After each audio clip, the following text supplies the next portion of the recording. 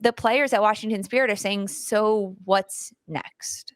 Yeah, absolutely. I ton of it raised so many, I don't want to say red flags, but it absolutely was. The reporting that came out, I think, sort of rocked people who follow the league and sort of also report on it and just sort of try to keep an eye on the happenings within the league. The letter also even stating like, this is a woman who has been involved in business for a very, very long time, and even within that letter sort of saying like, listen, Steve and Bill have the right to pursue legal action if they, see fit.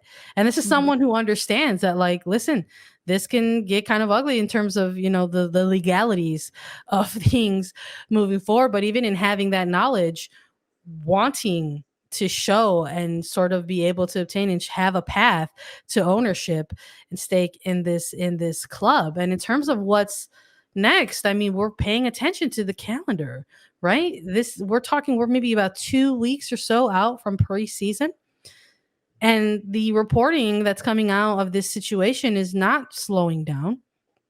The most recent reporting, based on everything that has currently occurred, sources via the Athletic and reporting via the Athletic are just sort of stating that the initial sort of agreement or sort of ongoing exclusive negotiating that was taking place between Lynch, between Baldwin, and between Todd Bohini for the $25 million deal with an ownership group to come in and sort of take control of the Washington Spirit, are now stating that they are no longer interested in pursuing an ownership stake in the Washington Spirit. So billionaire Todd Boehly, who was leading this $25 million bid, he's a co-owner of the Los Angeles Dodgers, Lakers, Sparks, has a huge sort of foothold in other sporting areas, and was leading an ownership group with this $25 million bid, and just sort of said, listen, we are no longer interested.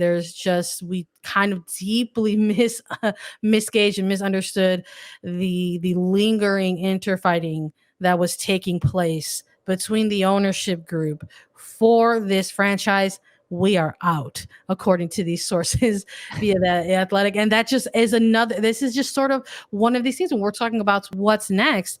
Well, is there another shoe to drop in this one? And there has to be, because with that reporting, who is next in line? What is the option for this team to continue with ownership that looks different, that does not involve Steve Baldwin, that does not involve Bill Lynch? And the additional reporting via the Athletic is stating that currently the NWSL Board of Governors is taking some things into consideration, and one of those things is perhaps gauging the legitimacy of the investorship group in the Washington Spirit and the vetting process for these investors, which this is also sort of kind of, I think, rubbing fans the wrong way a little bit, as they're sort of taking a look at this ongoing process, which is like, well, why wouldn't you have raised those flags when these investors were brought in initially? Right? Why now at the tail end, as there is a new season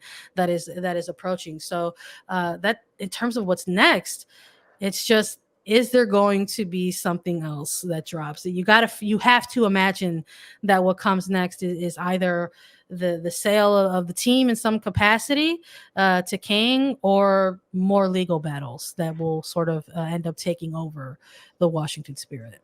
Although it seems simple, and for me, the very easy and right option, sell the team to Kang.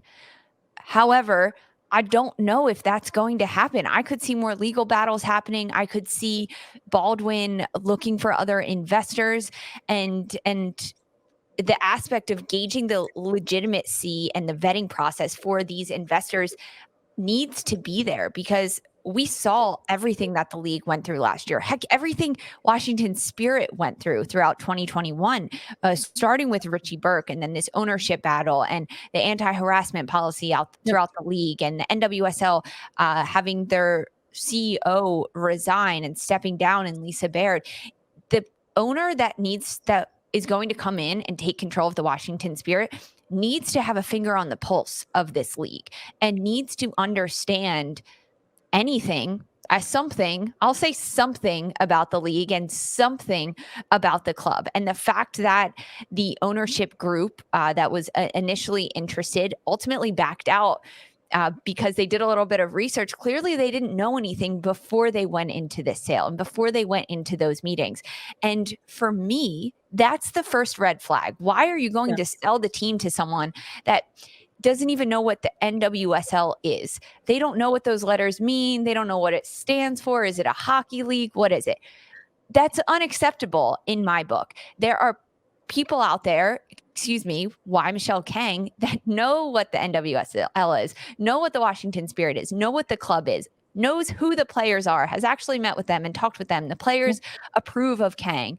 It seems so simple when we lay it out like that. And maybe we're missing something, Sandra, because we're not in those meetings. But sell the team to Kang, right? Like, it's interesting. We'll see kind of what comes out of it if the NWSL and if the league steps in a little bit more, the board of governors to kind of help force Steve Baldwin's hand, or at least point him in the direction of Kang. If Kang makes another offer for additional stakes in it to try to gain full control and full ownership of this team for $35 million, that would do it. But that initial offer maybe is off the table at this point now. We'll see. There's so many moving parts and moving updates to this. And the other shoe, I think there is one. It's just a matter of what it is and when it's going to drop. No, and in that letter, like, Kang emphasizes that she would honor that initial, deal. So there's just a lot there. Pride and ego will often kill the most sincere ambitions and potential, and it's sort of sad to sort of maybe wonder if that's part of this ongoing situation that's happening for the franchise right now. It's you really hate to see it. I hate to sort of just limit it to that or into one sentence, but it's there's no better way to sort of kind of surmise all that. It's really unfortunate that it's sort of coming to this, and imagining that it's getting so much more heated as that February 1st deadline kind of approaches. Especially when not only is there an interested bid, it's a high bid, right? Mm-hmm. It's a bid that has the backing of the players, quite frankly. And this is a hefty sum of money, and we're talking about owners in terms of Baldwin specifically, who had mentioned in the past that there are full intentions to donate any shares of this sale to Washington soccer charities. So you would be further limiting those donations as well. It's just you leave very little in the assumptions of people, right? To sort of go ahead and assume otherwise, basically.